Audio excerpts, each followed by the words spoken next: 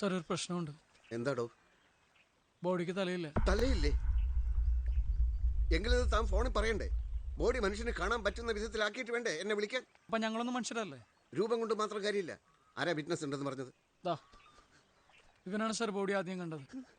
എന്നോട് പറഞ്ഞ പോലെ സാറിനോട് പറടാ. കണ്ടാലറിയാം. ഇപ്പൊ തന്നെ അവന്റെ പകുതി കാറ്റും പോയിരിക്കുക. താൻ ഒച്ച വെച്ച് ഉള്ളതും കൂടി കളയാതെ. സാർ ഇത് ബോഡിയിൽ നിന്ന് കിട്ടിയ. വരാൻ പറ്റാത്ത ദിവസങ്ങളിൽ ഞങ്ങൾ വിളിച്ച് അറിയിക്കാറുണ്ട്. അന്ന് എന്ത് പറ്റിയെന്ന് എനിക്കറിയില്ല. ഞാൻ കരുതി സൂപ്പർവൈസറിനെ ഇൻഫോം ചെയ്തിട്ടുണ്ടാവുന്നു. അന്ന് ലീവാണെന്ന് എൻ്റെ അടുത്തും പറഞ്ഞില്ല സാർ. അതാ ക്യാബ് അയച്ചത്. ഇവിടെ റൂട്ട് ചാർട്ടിന്റെ രജിസ്റ്റർ ഉണ്ടെങ്കിൽ ഒന്ന് എടുക്കും. ഉണ്ട് സാർ.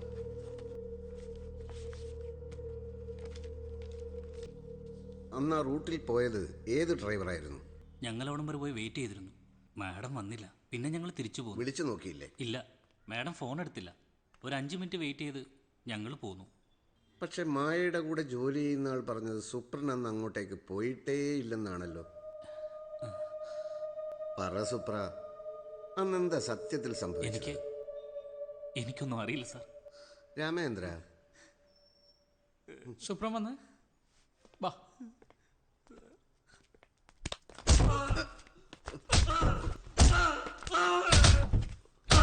നല്ലല്ലേ സാറേ, ഞാനെല്ലാം പറയാം.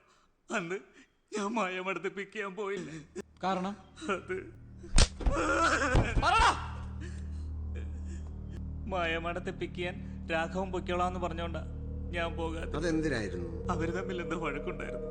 അത് പറഞ്ഞു തീർക്കാനുണ്ടെന്ന് പറഞ്ഞ് രാഘവൻ എന്നെ നിർബന്ധിച്ചത് കൊണ്ടാ ഞാൻ പോകാതിരുന്നത്. ഈ സംഭവത്തിന് ശേഷം രാഘവൻ ഇവിടെ പോയി പിന്നീട് ഇവിടെ വന്നിരുന്നോ? അയാൾക്ക് ഇന്ന് ഡ്യൂട്ടി ഉണ്ടോ? സാറേ, ദാ ആ വരുന്ന രാഘവൻ.